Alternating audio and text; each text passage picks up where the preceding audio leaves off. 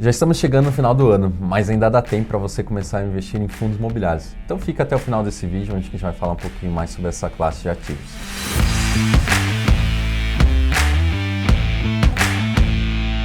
Olá a todos, bom, estamos aqui começando mais um vídeo para falar sobre a nossa carteira de fundos imobiliários para o mês de novembro. E aqui do meu lado, Gabriel Machado Ribeiro. E aí, como é que tá? Beleza, Tudo bem? pessoal? Como vai? Bem? Bom, caminhando aí já para... Final do ano, né? Ritmo de final de ano, né? É. Não é último mês, mas enfim, novembro aí já tá nos finalmente. Exato. Bom, vamos falar de fundo imobiliário, que tá aí, basicamente está num momento muito positivo novamente, né? Não, mês de outubro aí o IFIX teve um desempenho bastante positivo, né? E acho que até olhando de uma maneira ali mais pragmática, né? Acho que o mês de outubro, a gente coletou alguns dados até para mostrar para vocês.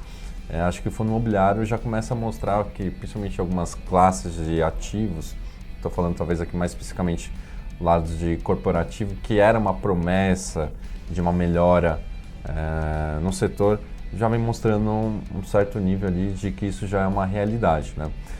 Todo mundo falava a vacância que estava muito alta ainda, de certa forma, até em praças como exemplo em São Paulo, vem de uma maneira ali contínua caindo, né? Qual que é o dado que você queria falar aqui de data de vacância? A gente saiu de 20,1 em julho. Exato, para 16,8. Então saiu ali uma matéria no Valor, né? Uma pesquisa ali do setor imobiliário, que o mercado de escritórios de São Paulo caiu essa vacância relativamente bem. Teve uma absorção líquida, né, de metro quadrado, que é ali entregas menos contratação de metro quadrado, cerca de 90 mil metros quadrados, então uma absorção boa, um crescimento ali de quase 70% em relação ao segundo trimestre desse ano. E os edifícios de classe A, né, que são ali os escritórios um pouco melhores, essa vacância já está em 13,6, que era 15,8. Então esse mercado está indo muito bem, inclusive se você pegar ali o IFIX, os fundos de lajes foram que performaram melhor esse mês, né? Inclusive na nossa carteira, o próprio KNRI foi muito bem, subiu mais de 7%, pelo menos até agora, dia 31, hein? enquanto a gente estava olhando.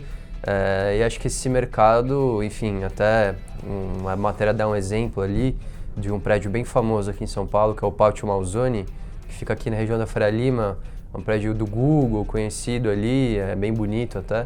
E segundo a matéria, algumas fontes já dizem que tem proprietário pedindo R$ 175 por metro quadrado lá. Isso, só para efeito de comparação, há 3 anos atrás era R$ 120.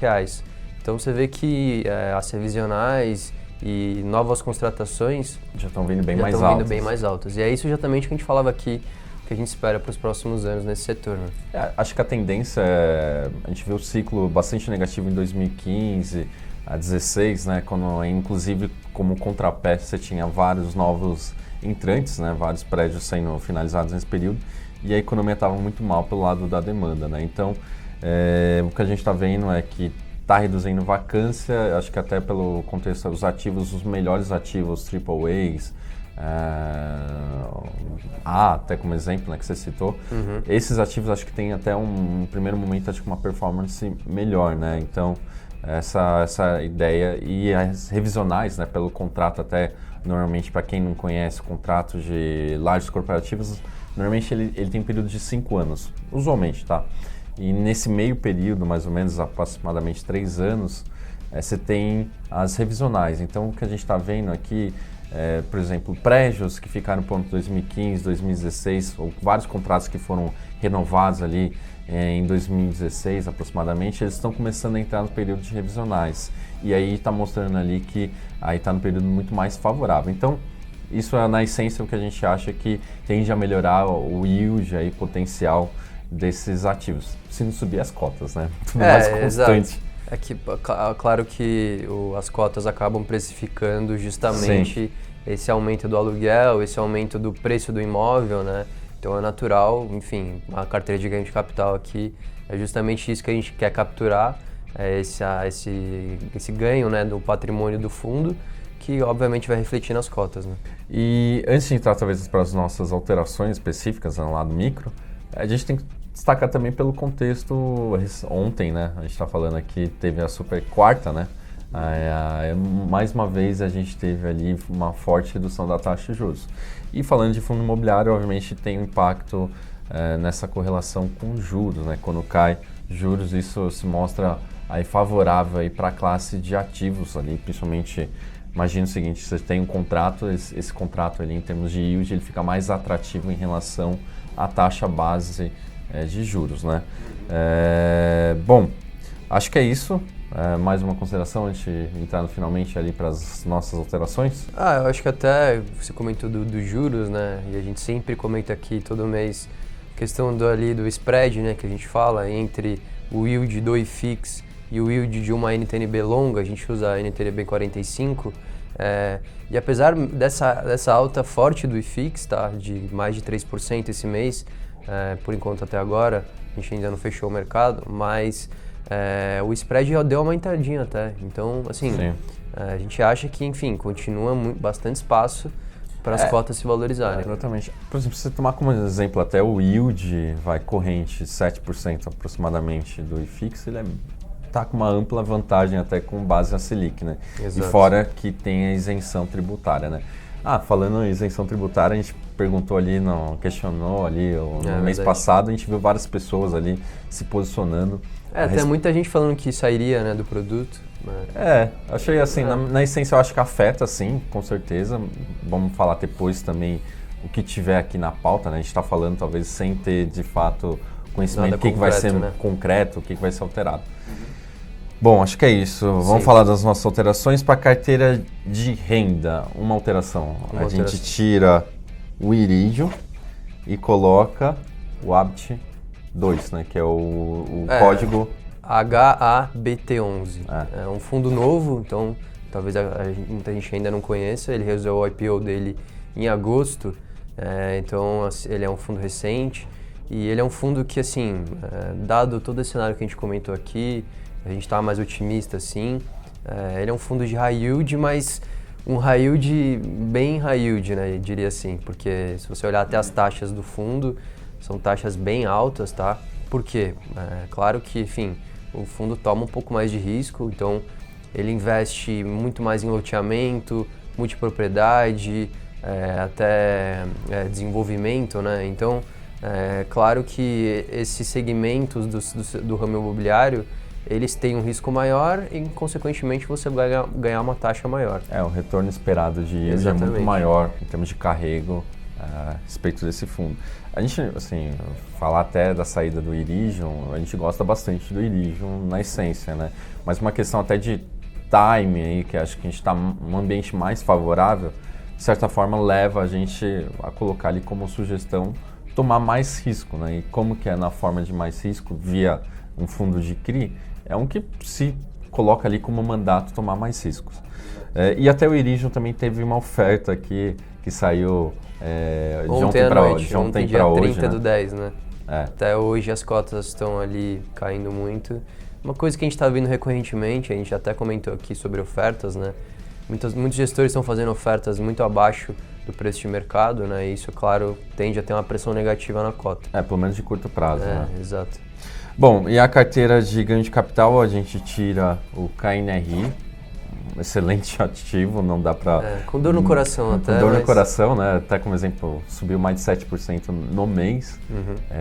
Não tem, assim, que a gente falar mal, de certa forma, do ativo. O que a gente está colocando aqui é um outro ativo que tem características até parecidas. O KNRI tem uma presença muito grande de lajes corporativas.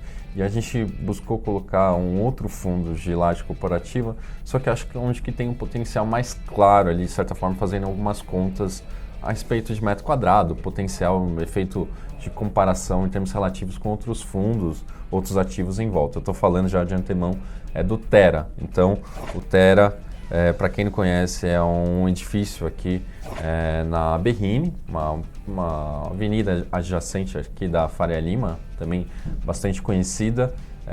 É um ativo muito bom em termos ali de físico, né? Então AAA também, recém inaugurado, né?